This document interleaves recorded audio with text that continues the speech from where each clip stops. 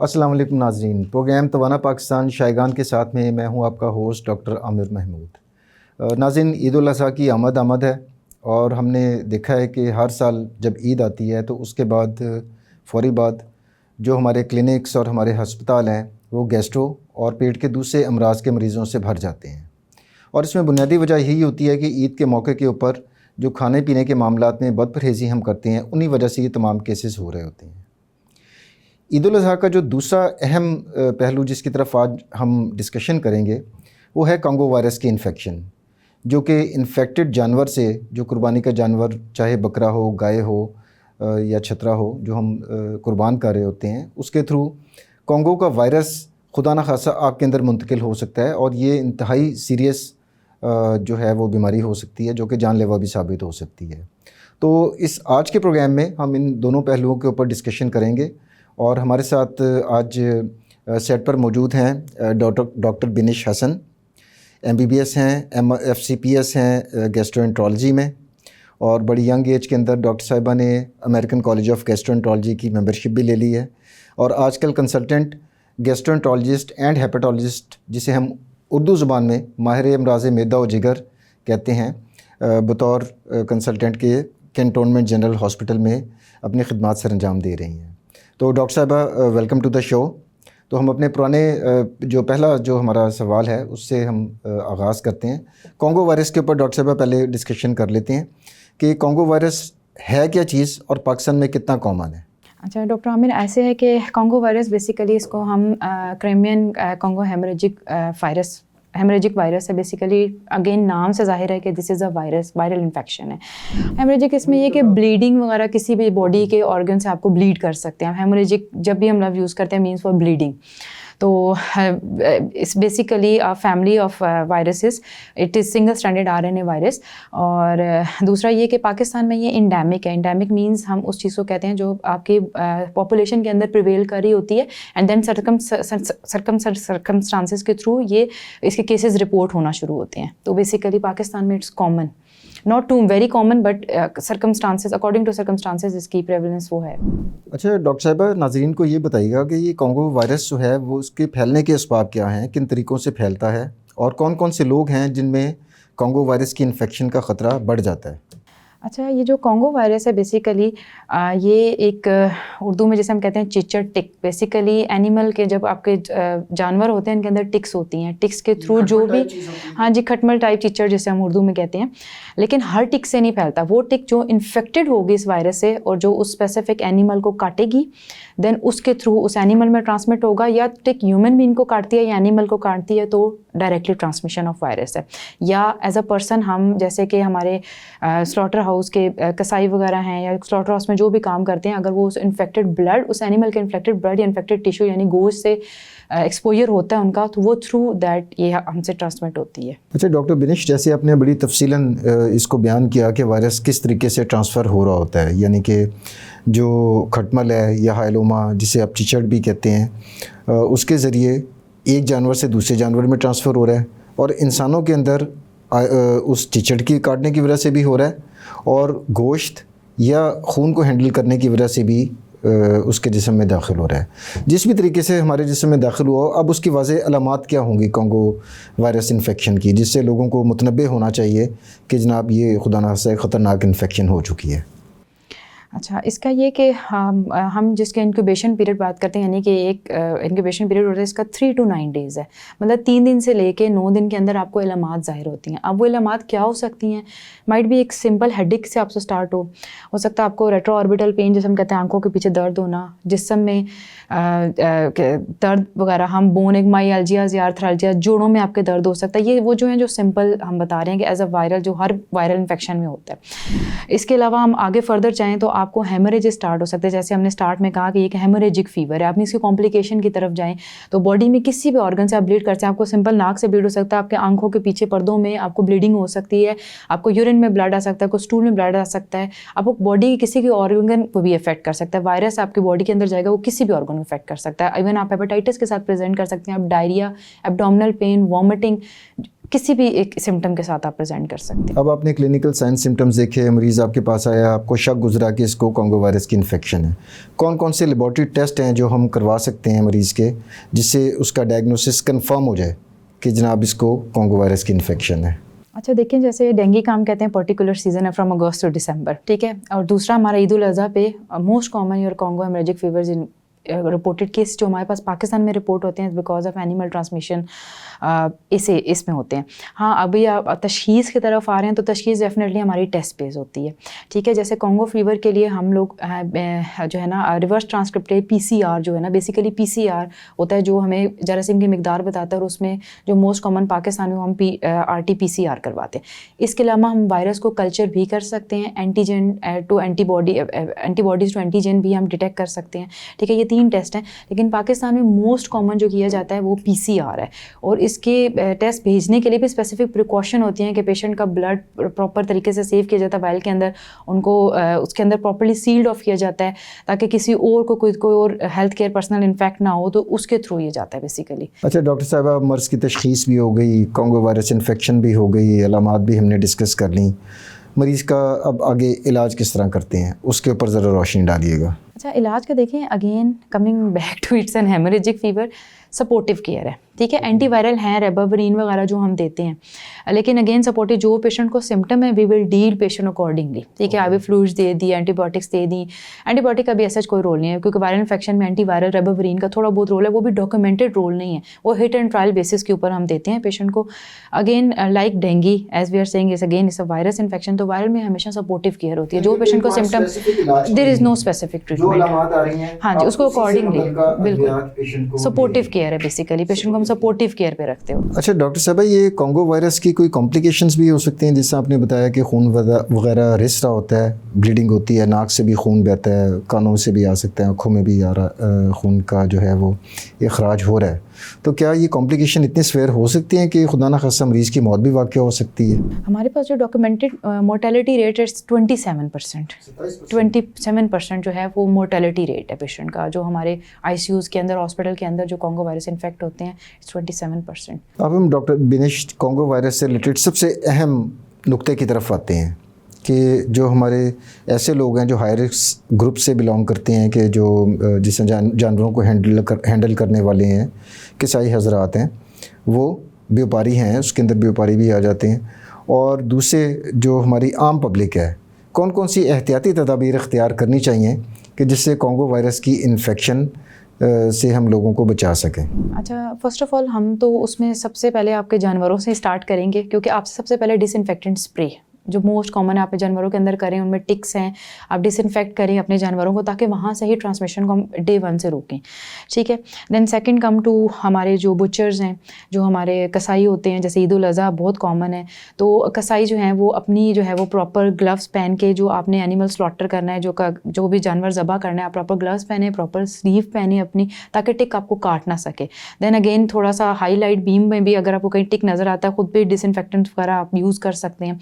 और then third, जो लोग हमारे जा रहे हैं, जैसे जानवर देखने जाते हैं अभी, तो वो भी प्रॉपर अपने ग्लव्स पहन के और प्रॉपर फुल स्लीव्स पहन के आप जानवर का मुआयना करें। इवन घर आके देखें आपके ऊपर कोई टिक वगैरह का कोई ऐसे कोई चीज़ तो नहीं है, ताकि आप उसको फ़ौरन जो है ना रिमूव करें। तो बेसिकली ये बेसिक चीज़ें हैं जो हमने इसको मेजर्स लेने होते हैं, इसके अंदर बड़ी बेसिक चीज़ें हैं। जी नाज़रीन, डॉक्टर बिनिश के साथ हमारी गुफ्तगू जारी रहेगी। यहाँ वक्त हुआ एक छोटे से वक्फे का, let's take a short break.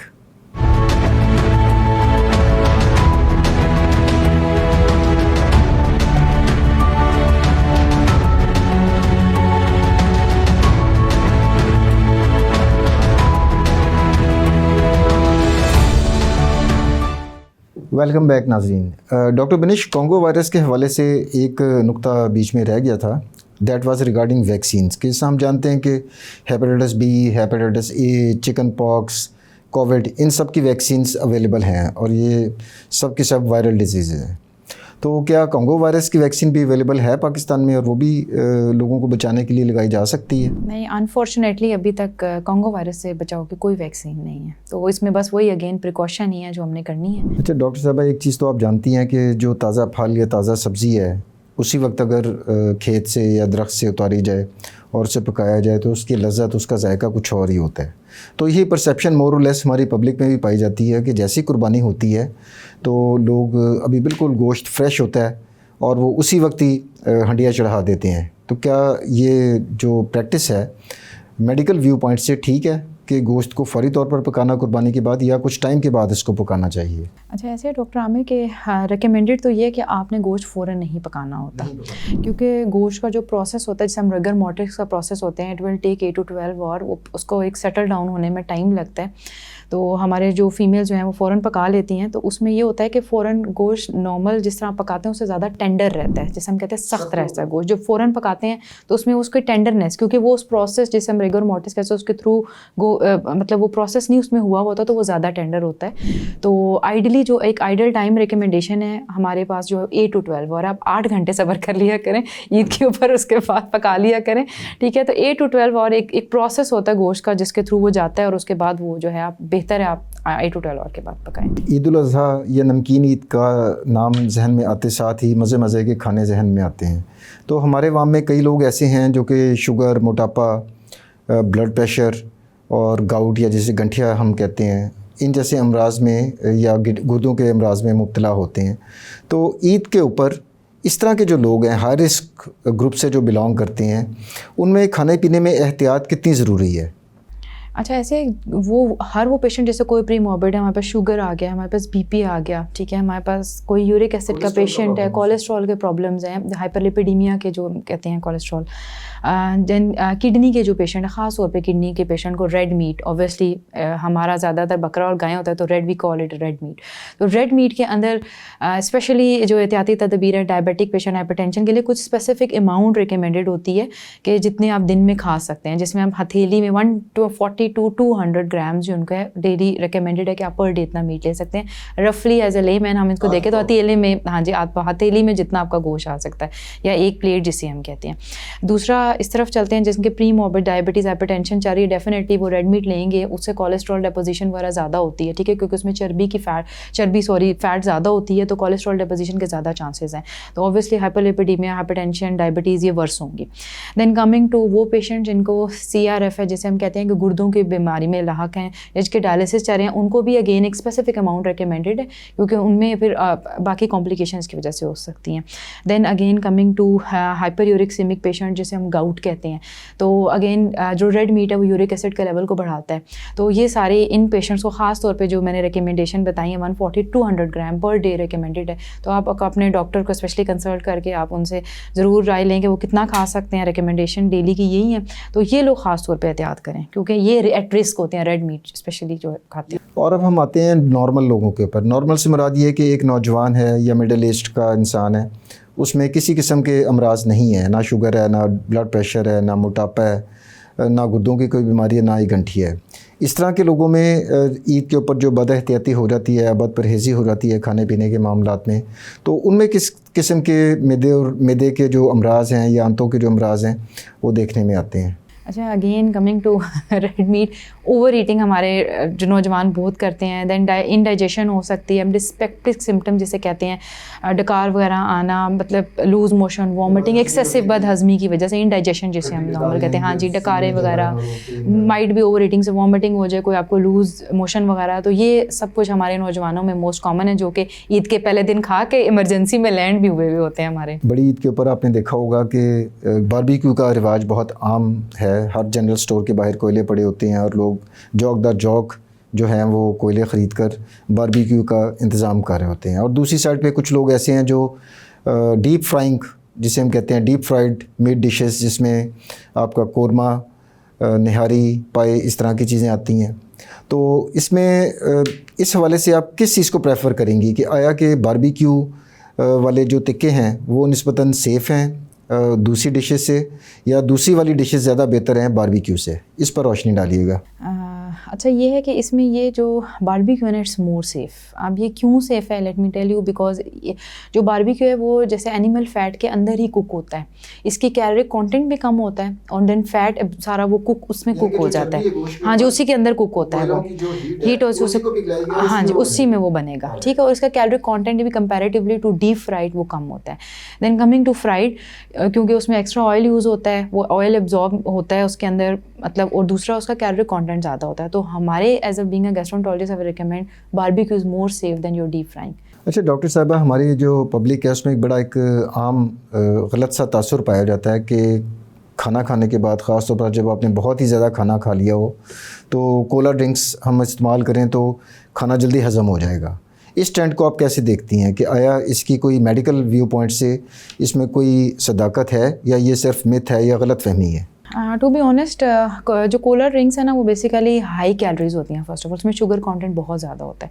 دوسرا, اٹس ناٹ ریکمینڈیڈ, یہ الٹا آپ کو انڈائجیشن کرتی ہیں, کیونکہ اس کی جو کاربن ڈائی آکسائڈ بنتی ہے, گیس بنتی ہے کاربونیٹڈ ڈرنکس کے اندر, وہ اوپر اٹھتی ہے, آپ کا اسٹمک کو مزید ڈسٹرب کرتی ہے, انڈائجیشن کرتی ہے.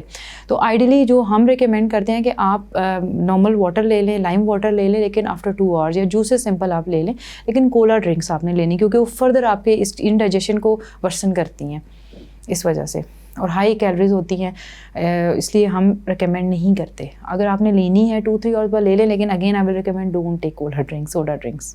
اچھا, اب ہم بات کرتے ہیں کہ عید قربان کے بعد اکثر لوگوں کے پاس خود بھی قربانی کی ہوتی ہے, اور محلے سے, دوست احباب, رشتہ داروں کی طرف سے بھی گوشت خاصی مقدار میں جمع ہو جاتا ہے, اور لوگ وہ اس کو فریزر کے اندر یا فریج کے اندر سٹور کر دیتے ہیں, اور کافی لمبے عرصے کے لیے عام طور پہ کر دیتے ہیں. تو آپ بتائیے گا کہ میڈیکل ویو پوائنٹ سے گوشت کو کتنے عرصے تک سٹور کر کے رکھنا ٹھیک ہے, اور اگر وہ 2-3 مہینے فار ایگزامپل زیادہ ہم سٹور کر لیتے ہیں تو اس کے کیا نقصانات ہو سکتے ہیں؟ اچھا دیکھیں, جیسے آپ نے ابھی بات کی کہ فریزر میں سیو کرتے ہیں, فریزر کا اچھا سب سے پہلے امپورٹنٹ جو ہے فریزر کا ٹیمپریچر ہے. آئی تھنک جو ریکمینڈیڈ ٹیمپریچر ہے اٹس 4 ڈگری آپ نے ٹیمپریچر رکھنا ہے. دوسرا, فریزر جو ہے نا آپ کا, وہ بیکٹیریل گروتھ کو سلو ڈاؤن کرتا ہے, وہ کٹ ڈاؤن نہیں کرتا, ٹھیک ہے, مطلب بیکٹیریا ختم نہیں کرتا. تو آپ نے بہت لانگ ٹرم 1 week 2 weeks سے اوپر گوشت رکھنا نہیں ہے. جو ریکمینڈیشن ہے کہ 1 to 2 week میں آپ گوشت یوٹیلائز کریں. دوسرا ٹیمپریچر. تیسرا, بیکٹیریل گروتھ وہ کر سکتا ہے, بیکٹیریل اوور گروتھ ہوگی, ڈیفینیٹلی آپ کو فوڈ پوائزننگ کے چانس زیادہ ہے. آپ وہ نکالیں گے, کھائیں گے تو آپ کو فوڈ پوائزننگ ہوگی. اگر ایک خاص ٹیمپریچر پہ نہیں مینٹین, پراپرلی پریزرو نہیں ہے, دین اگر آپ کے فریج کی جو ہے وہ کیا کہتے ہیں, یہ گوشت پراپرلی وہ نہیں پریزرو ہوتا, تو اس کی وجہ سے پھر بیکٹیریل اوور گروتھ ہوتی ہے اور فوڈ پوائزننگ کے زیادہ چانسز ہوتے ہیں. ڈاکٹر بنش, جیسا آپ نے ابھی ایکسپلین کیا کہ فریز کرنے کے باوجود اس کے اوپر جو بیکٹیریا ہیں گوشت کے اوپر, وہ بالکل ختم نہیں ہوتے بلکہ گرو کر سکتے ہیں. اس طرح کی صورتحال میں اکثر لوگ ایسا بھی کرتے ہیں کہ جہاں پر انہوں نے کچا گوشت سٹور کیا ہوتا ہے, وہیں پر جو کوئی ڈش یا کھانا تیار کیا ہوتا ہے اس کو بھی فریز کر دیتے ہیں آئندہ استعمال کے لیے. تو یہ سیف ہے؟ کیونکہ اس میں اگر اس کو پراپرلی سٹور نہ کیا جائے تو کیا کچے گوشت سے جو بیکٹیریل کنٹامینیشن ہے وہ اس پکے ہوئے کھانے کے اندر بھی آ سکتی ہے؟ اس پر ناظرین کی ذرا رہنمائی فرمائیے گا. بالکل ڈاکٹر عامر, کافی امپورٹنٹ کویشچن ہے. ایک تو امپورٹنٹ بات یہ ہے کہ آپ اس کو کور کر کے رکھیں, کوکڈ فوڈ کو آپ نے, کیونکہ دوسرا تو ہوتا ہی شاپر میں ہے نا, تو آپ نے کوکڈ فوڈ کو کور کر کے رکھیں کراس کنٹامینیشن سے بچانے, کیونکہ اسپورز ہیں, اسپورز تو کسی جگہ پہ ٹرانسمٹ ہو سکتے ہیں, ٹھیک ہے. دوسرا امپورٹنٹ بات ہے کہ جو ایک ریکمنڈیشن ہے کہ آپ اپنے فریزر کے اپر پورشن میں اپنا کوکڈ فوڈ سیو کریں اور لوور پورشن میں اپنا میٹ سیو کریں, ایک جرنل جو ایک وہ ہوتی ہے. تو اس بیسیکلی ہمارا پرپز یہ ہوتا ہے کہ کراس کنٹامینیشن کو ہمیں پریونٹ کرنا ہے. تو most important thing you have to cover your cooked food, جتنا کور رہے گا اس سے اتنی کراس کنٹامینیشن نہیں ہوگی. آخر میں ڈاکٹر بنش, ہم نے کانگو وائرس کی سے بچاؤ اور کھانے پینے میں احتیاطی تدابیر کے اوپر بڑی سیر حاصل گفتگو کی, اور میں چاہوں گا کہ عید الاضحیٰ کے حوالے سے انہی دونوں موضوعات کے اوپر آپ ہماری پبلک کو کیا ٹیک ہوم میسج کیا دینا چاہیں گی پلیز؟ ٹیک ہوم میسج میرا یہی ہوگا کہ کائنڈلی جو بھی لوگ جا رہے ہیں بکرے وغیرہ دیکھنے, جو بھی جانور دیکھنے جا رہے ہیں, ایک تو اپنے ہینڈ گلوز پہن کے جائیں, پراپر کور ہو کے جائیں جیسے میں نے پہلے بتایا, ٹھیک ہے. دوسرا اگین کسائیوں کے لیے ہے کہ وہ پراپر گلوز پہن کے اپنے جانور جو بھی ہیں سلاؤٹر ہاؤسز میں یا گھروں میں جو بھی ذبح کر رہے ہیں پراپر گلوز پہن کے پریکاشنس کے ساتھ, تاکہ وہ بچے رہیں. بیسیکلی ان کی جان امپورٹنٹ ہے تو وہ بچے رہیں. Then coming back to next topic, ہمارا عید الاضحیٰ کے حساب سے گوشت کے حساب سے وہ تھا کہ ایک تو گوشت اتنا ہی کھائیں جتنا ریکوائرڈ ہے. اوور ایٹنگ اسلام میں بھی اعتدال پسندی ہے تو اعتدال کے ساتھ کھائیں. اینڈ دین کولا ڈرنکس اور اوور ایٹنگ اور ان چیزوں کو کائنڈلی اوائڈ کریں کیونکہ پھر آپ نے ایمرجنسی میں لینڈ ہونا ہے انڈائجیشن کے ساتھ, تو انڈائجیشن اور یہ چیزیں زیادہ ہوتی ہیں. تو اگین اعتدال کے ساتھ جو بھی کھانا ہے اعتدال کے ساتھ کھائیں. آخر میں ڈاکٹر بنش میں آپ کا شکریہ ادا کرنا چاہوں گا کہ آپ نے اس اہم موضوع کے اوپر پروگرام کے لیے اپنا وقت نکالا. اور ناظرین, امید ہے کہ آپ کو ڈاکٹر بنش حسن کے ساتھ آج کا پروگرام پسند آیا ہوگا. اگلے پروگرام تک کے لیے ڈاکٹر عامر کو اجازت دیجیے. اللہ حافظ.